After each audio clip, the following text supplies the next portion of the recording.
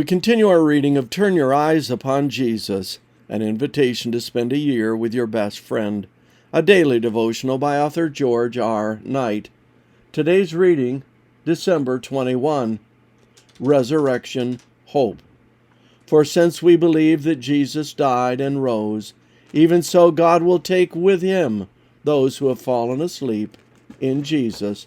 1 Thessalonians 4:14. The "for" at the head of verse 14 refers us back to verse 13, which noted that Christians are not like those who have no hope in the face of death. Why? For, or because, we believe that Jesus died and rose, and that God will take with him those who have fallen asleep in Jesus. Thus Paul builds the Christian case for hope in two propositions. 1, Jesus died and rose, and 2, because he rose, those who have accepted him will rise also. Jesus is coming again. That is the primary blessed hope. But now he adds breadth and depth to that hope in his discussion of the promised resurrection. To the apostle, these teachings stand at the heart of the gospel of Jesus Christ, the one who died and rose again, that we might share his victory. 1 Corinthians 15, 1-3, 22, and 23.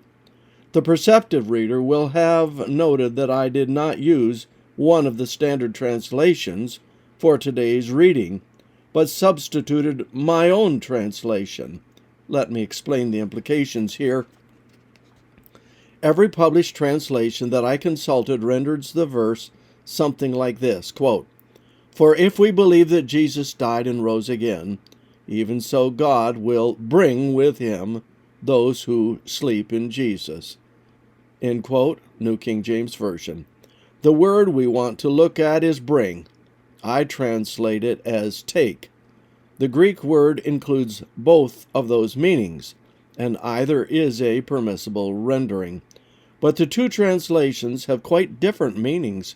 Either Jesus will bring with him those who supposedly went to heaven at death, or Jesus will take to heaven those whom he resurrects at the second advent. The reason that nearly all translators render ago as bring is that they truly believe that people go to heaven when they die.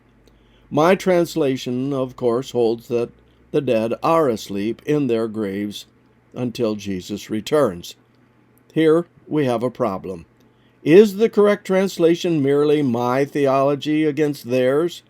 The good news is that the context solves the problem. Verse 13 clearly teaches that all are asleep, dead, in their earthly graves until the wake-up call on Resurrection Day.